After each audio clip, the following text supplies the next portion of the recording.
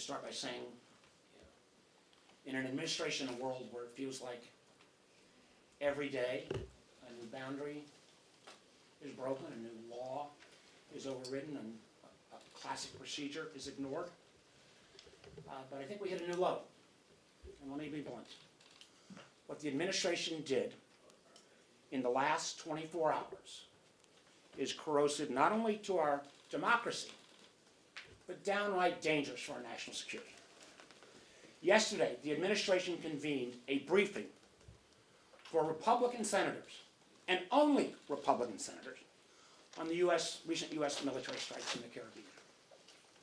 Along with that briefing, they shared the Office of Legal Counsel's opinion that tries to lay out legal justification for those strikes. Again, they didn't share it with Congress. They didn't share it with the Gang of Eight, which is their responsibility. They didn't share it with the Senate. They shared it with one political party. That is not how the system is supposed to work. That is not how national security decisions are supposed to get made. Matter of fact, just last week, in a very classified, secure meeting with National Security Advisor and Secretary of State Marco Rubio, he looked me in the eye and personally promised that we would have that Office of Legal Ethics position laid out. He said he hoped it had been delivered that day. Now, I'm not blaming Secretary Rubio because I know he left for the Middle East the next morning. But instead of honoring that promise, this administration chose to give this sensitive legal document to a select group of more than a dozen Republican senators. Not all on intel, not all, I think, even on armed services, on a purely partisan basis. Now, only when they got caught, only when word got out and senators started asking questions, did they scramble to try and make things work. They said, okay, we'll give it just to Democratic members of the Gang of Eight. This is not how the law works. This is not how Congress is supposed to act. This, try to cover your tracks after this malfeasance, still falls short of what the Constitution demands. And I'd say in any normal administration, somebody would be fired for this kind of abuse. So now, this Office of Legal Counsel opinion should be shared with every member of the Senate, not just the Gang of Eight. Every senator, Democrat, Republican, Independent, has a constitutional role to play when the United States uses military force. And to make that review, it's not optional. It's our freaking duty. When an administration decides it can pick and choose which elected representatives get the understanding of their legal argument of why this is needed for military force, and only chooses a particular party, it ignores all the checks and balances. We've seen this in other attributes. The one area that I thought we could maintain some level of comity, C-O-M-I-T-Y, was around national security, but not from this crowd. You know, this is not about procedure or process or even precedent. When you politicize decision-making about putting our service members in harm's way, you make them less safe.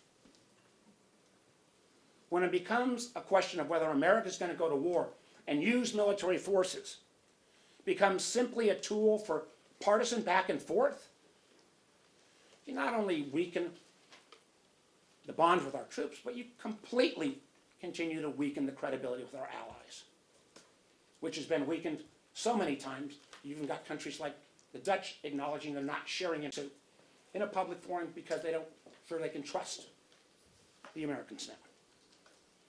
When you deny Congress the access to legal rationale for military action, you also do huge erosion of trust from our public. And again, as I've mentioned, you do real harm to the people who serve. The truth is, our troops particularly when they're going into an area that's such a gray zone at best, and you've seen officers already appear to be fired because they've raised concerns.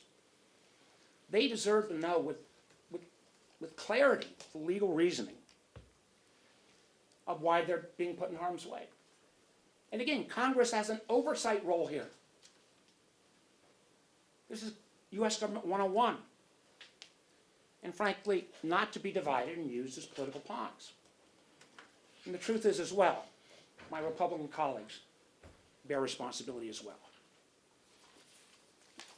You know, every senator, regardless of party, should have a say on how military force is used. And frankly, Congress has a right and obligation to understand the legal basis. You know, my proudest tenure has been on the Intelligence Committee, and I am proud of its record. I've served under Democrats, Republicans. I've been chair of the committee. I can tell you, Saxby Chambliss, Dianne Feinstein, Richard Burr would have never allowed this to happen. So the question I got from my Republican senators, if you're sitting in this room getting clearly what had been prior Gang of 8 level classified information, didn't somebody raise their hand and say, well, holy crap, where are the Democrats? Who was willing to say, you know, isn't there a constitutional obligation here? You know, it is about separation of powers. For the folks who wave their Constitution around, read the damn thing.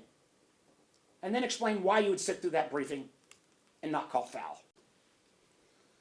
So I call on this administration to immediately provide not only the OLC opinion, but as well as the secret target list that was briefed, my understanding, yesterday as well. And this ought to go to every senator, not Gang of 8, not just the Intelligence Committee members, now that they have already broken the seal. Everybody needs to be read in. That is what Americans deserve. That's what every senator deserves. Not this cherry picking for political purposes. The country deserves better. And we'll see if anyone is willing to stand up and push back.